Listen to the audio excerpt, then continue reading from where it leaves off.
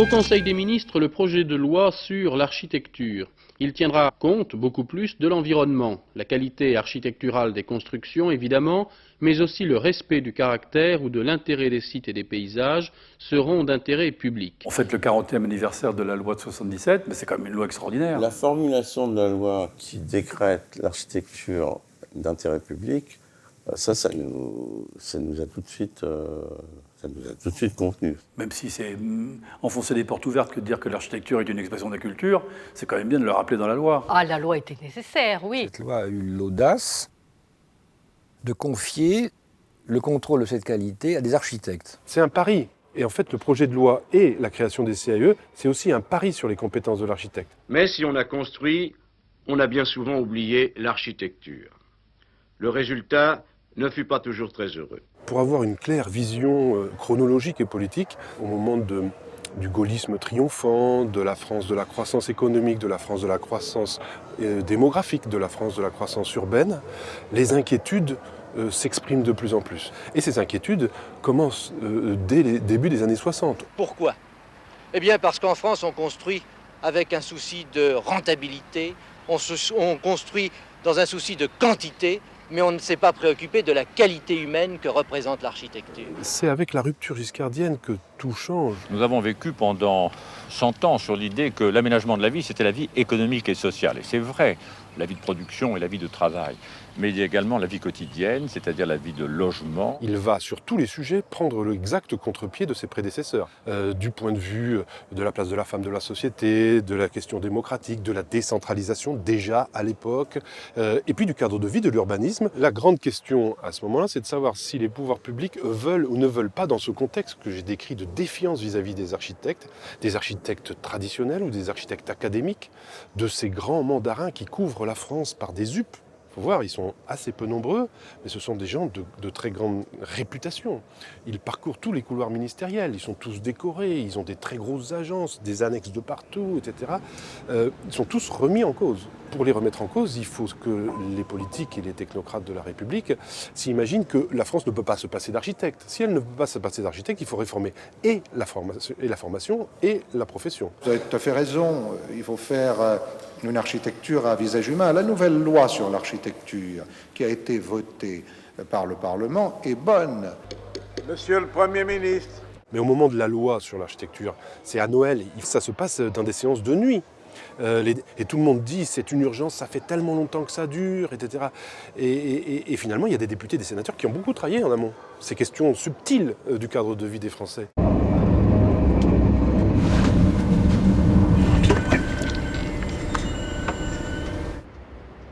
Au demeurant, vous n'avez pas que des réunions, vous vous rendez sur le terrain. Ah oui, ça c'est essentiel. Je crois que c'est beaucoup apprécié du public, justement, le fait que nous avons 22 lieux de permanence dans le département. C'est vrai que j'avais réfléchi à la question et que j'avais une détermination quand même assez forte. Le premier conseil a été créé dans les Pyrénées-Atlantiques. Il est vrai que ce département avait déjà une longue pratique de l'aide architecturale. Voilà, le CAE était là-haut. Dans cet entresol, il y avait ces deux fenêtres là. C'était bien d'être là. Oui, il y a eu une grande part de lutte, surtout au début, avant la création même du CAE, avant son institutionnalisation.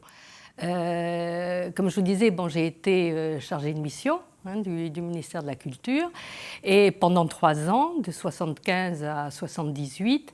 Et là, effectivement, ça a été de faire en sorte que les différents acteurs du cadre de vie, c'est-à-dire les administrations, les professionnels, les décideurs, les habitants, justement, tous ces gens-là puissent se retrouver pour travailler ensemble. Et donc, j'ai été recueillie, si je puis dire, par l'équipement, la direction de l'équipement, qui m'a mis dans un petit bureau et qui pensait à ce moment-là que je ferais une bonne chargée d'études pour réaliser des plans d'occupation des sols, m'intégrer dans son équipe de plans d'occupation des sols.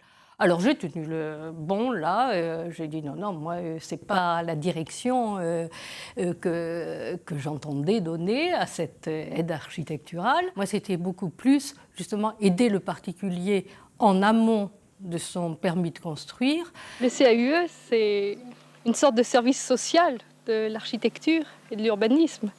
C'est comme ça qu'il faut le voir.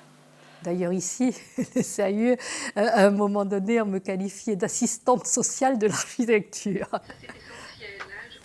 Elle n'a pas tellement changé, hein, dis donc. Le fait que nous avons 22 lieux de permanence dans le département. Hein?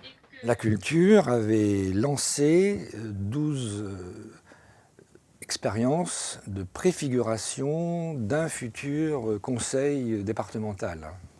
Et donc, dans ces 12 départements, il y avait un architecte qui allait chez le préfet, chez l'architecte des bâtiments de France, à la DDE, pour voir comment se passaient les attributions de permis, quel était le cheminement du candidat à la construction, justement, le parcours du combattant, en fait, en réalité, et à essayer de comprendre où est-ce qu'on pouvait améliorer, où est-ce qu'on pouvait insuffler des préoccupations de qualité, des préoccupations humaines. Des architectes sont là pour accueillir le particulier qui désire, par exemple, construire. Entre nous, on discutait, on comparait, on se dit tiens, toi tu fais ça, tiens, moi je fais ça, et ça c'est mauvais, ça c'est très bon.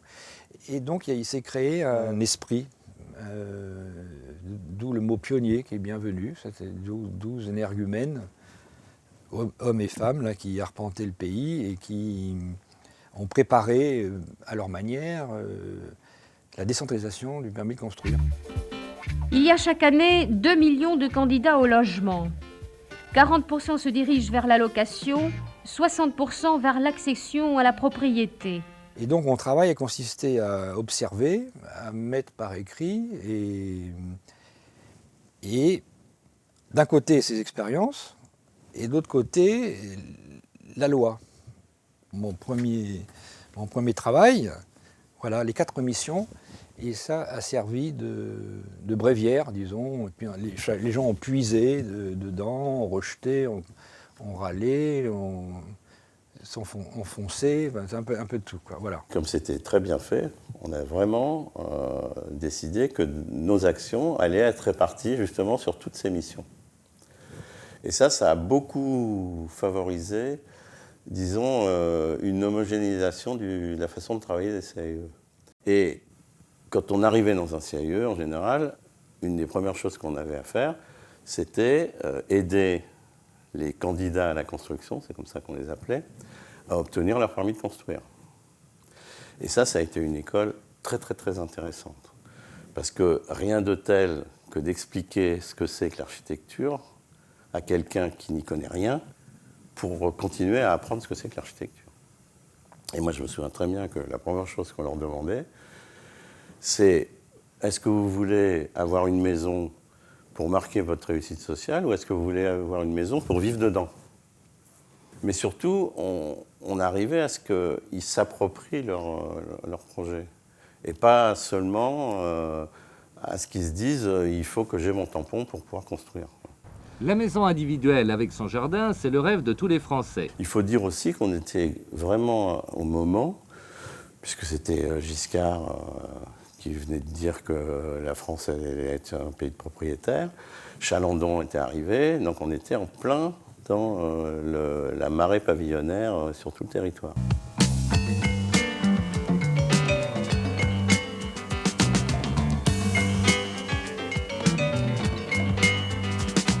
Dans une certaine mesure, c'est-à-dire sans sortir des clous, on en a fait un peu des lieux où on a milité ensemble. Alors c'était plus facile parce qu'on était soutenus, et puis parce qu'on militait pour quelque chose qu'on nous avait demandé de faire. Donc c'était... Et c'est vrai que de ce point de vue-là, c'était un peu une période bénie, parce que... Bon, je disais que c'était une période bénie, mais ça a quand même duré pas mal de temps. Donc on partait de rien, il y avait tout à inventer, et on était extrêmement libre. Ben, je pense que vous auriez été à ma place, vous auriez été d'accord pour y aller. Hein. Je suis arrivé en octobre 1979 et je suis parti en octobre 2014. Donc ça doit faire 35 ans. Ça fait une vie, oui. La loi de 77, c'est un prémisse de décentralisation, puisque le président est un élu et pas le préfet pour les CAE.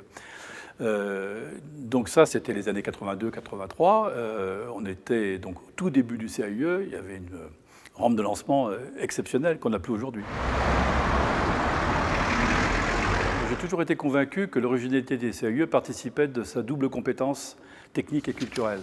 Cette double casquette est extrêmement efficace, je crois. Elle l'est toujours. Non, mais la cause mérite quand même le militantisme, et je pense que c'est la cause de la qualité de la vie des gens. Hein, il y a une dimension humaniste quand même qui est très forte dans l'action des CAUE. Ça a été créé en juin, mais moi je suis arrivé en octobre, donc en 80. Ça c'était d'Ornano à la Maison de la Chimie, le premier colloque des CAUE. Et puis l'inauguration. Et là, il y a le ministre quand même, avec le président du conseil général, le président du CAUE, le préfet, et tout. Et puis sinon, qu'est-ce qu'il y a comme moment? Tous les moments sont marquants, hein, mais ça, c'est une grosse expo qu'on avait fait au conseil général sur les arbres remarquables. Donc, ce que je dirais aux jeunes directeurs ou membres d'équipe de CAUE aujourd'hui, c'est de peut-être chercher à inventer autre chose, profiter du nouveau contexte, qui est sûrement positif, enfin, pour inventer un nouvel élan, quoi, mais c'est pas simple. Hein. Bon, il faut s'attendre à de grands bouleversements territoriaux, de pouvoir, de génération d'élus. Bon, il faut avaler tout ça, il faut s'adapter, mais en gardant, alors c'est ça qui est extraordinaire, la priorité donnée par la loi de 77, c'est-à-dire 40 ans, quoi, en disant l'architecture